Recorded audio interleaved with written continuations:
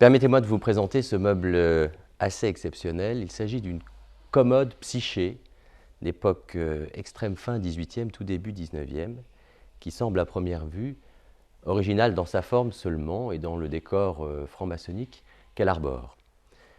Elle est en acajou de Cuba, en loupe d'orme. Elle ouvre à 4 tiroirs et 3 tiroirs médians sur la partie Psyché. À part cela, le meuble semble assez ordinaire, mais ce n'est qu'une apparence. Cette commode Psyché, travail probablement italien, de la fin du XVIIIe siècle, se compose de 2 parties. Une partie inférieure, la commode, qui ouvre à 4 rangs de tiroirs encadrés d'athéniennes en bois sculpté et pilastres terminant par des pieds. Cette partie inférieure, très classique, est surmontée d'un Psyché qui a la particularité d'être mobile, voyez, mobile jusqu'à avoir un décor marqueté sur la partie inférieure, ce qui est assez original. Ce Psyché a une deuxième particularité, c'est qu'il se trouve avec une série de 4 tiroirs en façade, surmontés d'un ravissant petit théâtre à l'italienne, simulant une scène, n'est-ce pas, de forme hémicirculaire, le miroir formant la deuxième partie du cercle.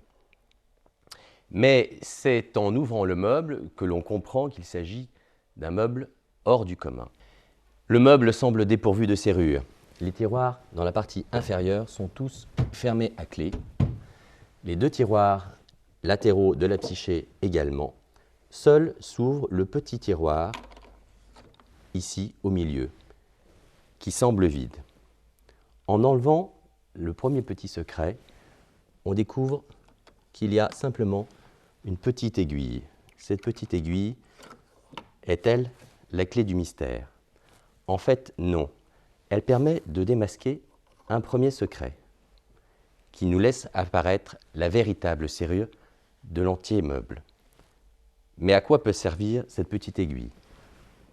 On introduit l'aiguille dans un orifice latéral qui débloque une serrure, laissant apparaître la véritable clé qui se dissimulait au fond du tiroir.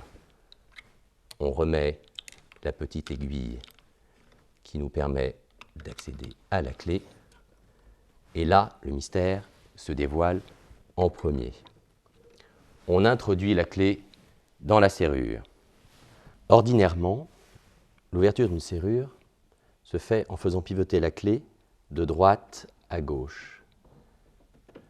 L'œil supérieur tourne, mais rien ne se passe.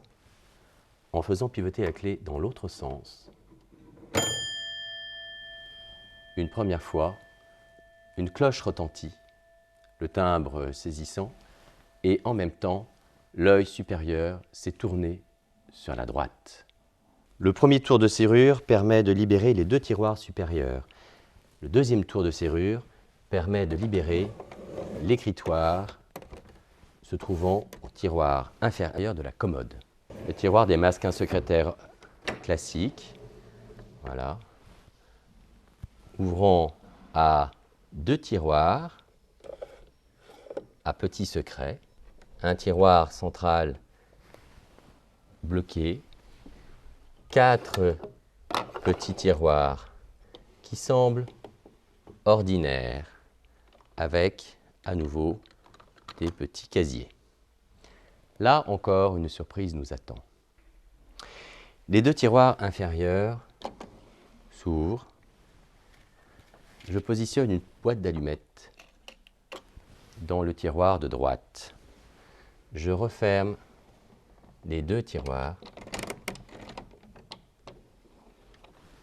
La boîte d'allumettes apparaît dans le tiroir de gauche. En renouvelant l'opération,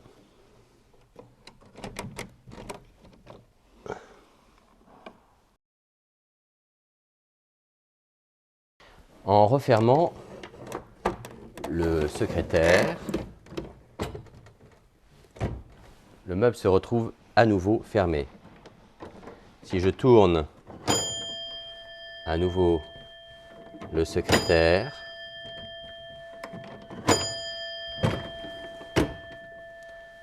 Dans le même tiroir, un autre secrétaire apparaît. Ce secrétaire présente un décor marqueté à 2 coquilles et 3 casiers principaux. C'est tout. La serrure commande la totalité du mécanisme de ce meuble étonnant. En tournant la serrure, on entraîne des engrenages qui viennent sur la charnière de la psyché, qui redescendent dans les pieds colonnes de façon à permettre la commande des ouvertures, des tiroirs et des nombreux secrets. Ce meuble exceptionnel, trésor d'ingéniosité, sera mis en vente dans notre hôtel des ventes de Lyon-Presqu'île le 3 octobre 2015 chez Bérard Perron-Shinjon. Vous retrouvez tous les renseignements sur Ivoire Lyon.